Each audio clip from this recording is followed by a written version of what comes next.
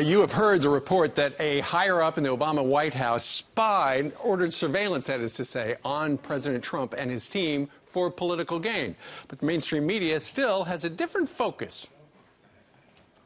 Can you say definitively that there was collusion? There were people affiliated with the Trump campaign who were working with Russians to time the release of damaging information about Hillary Clinton? An escalating Russia crisis is threatening to undermine the president's ability to persuade even Republicans that he can bounce back. Donald Trump desperately needed a rebound. But instead of bouncing back, Trump is still stuck in the Russian mud.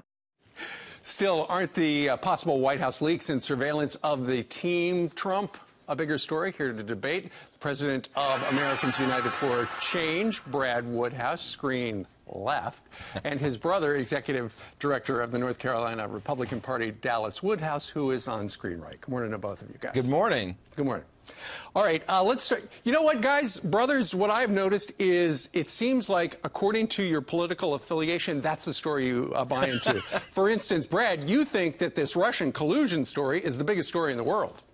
Well, I do think it's a big story. I mean, look, Steve, what we're talking about here is that Vladimir Putin and Russia and its intelligence services decided they wanted Donald Trump to be president, right, and they interfered in the election. And this, Steve, is not in dispute. I mean, this was a report that the intelligence agencies put out. This is what James Comey testified Brad, we to. heard from the FBI director that they did not change a single vote. What the FBI director? Well, first of all, Steve, this is. The FBI, the FBI director said two things that were of note in that hearing. One, he said there was no evidence to support Donald Trump's tweets about wiretapping, number one. Number two, he said there's a criminal investigation to determine if there was collusion between the Trump campaign and the Russians. Okay, Brad, I'm familiar with the Democrat talking points. We've heard them a million times. That's not a Democrat talking point, Steve. But that's James Comey's testimony. All right.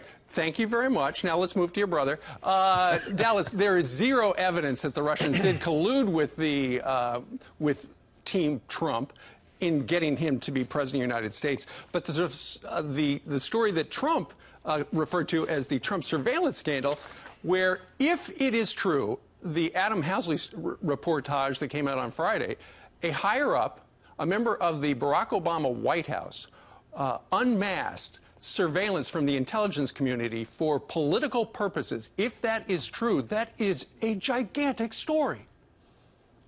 And also a criminal act. I mean, we actually know the only criminal act that we know has occurred was the unmasking of people regarding this affair.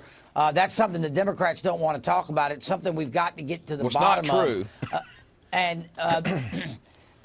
And you know, I would ask your readers or your viewers to take a look at Byron York's column this week that talks about how we have to focus on the substance of these investigations, that there are serious matters that have to be looked at. I think Adam's story is very concerning.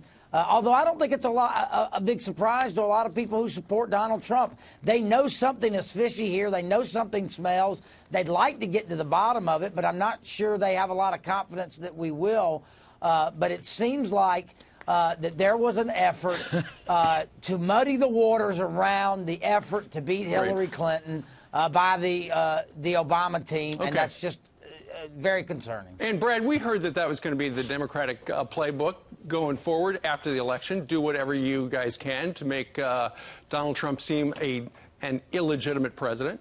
Steve, it wasn't a Democrat testifying before the House Intelligence Committee. It was James Comey testifying, saying there's a criminal investigation into the possibility of collusion between the Trump campaign and the Russians and so far, to zero evidence interfere with the election. Well, tell me this. If there's no evidence of any type of collusion, why is Mike Flynn asking for immunity? Donald Trump previously said, if you're asking for immunity, you must be guilty of something. Mike Flynn is asking for immunity for a reason. He said, his lawyer said, he has a story to tell. Let's hear the story before you. I think that's probably just a good lawyer on his behalf trying to, keep him out of any sort of legal peril, given the fact that I think it was the president referred to it as a witch hunt regarding Mike Flynn last week. Dallas?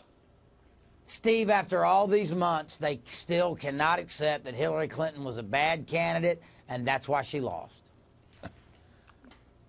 Well, look, there's a lot more to it than that. You know, Donald Trump is president. No one is saying he's not that he's not president, Dallas. Well, but you're trying to delegitimize him. Perez did yesterday, day before. I don't suggested he didn't get the popular vote, so he wasn't president. You know what? I don't run the FBI. The FBI, Dallas, is investigating Donald Trump's campaign for possibly colluding with the Russians to undermine the election. If you have a problem with that investigation, take it up with James Comey. Okay, there you go. All right, ladies and gentlemen, thank you very much. The Woodhouse brothers, Dallas and Brad, reporting from all across the country. Thank you guys. Have a good week.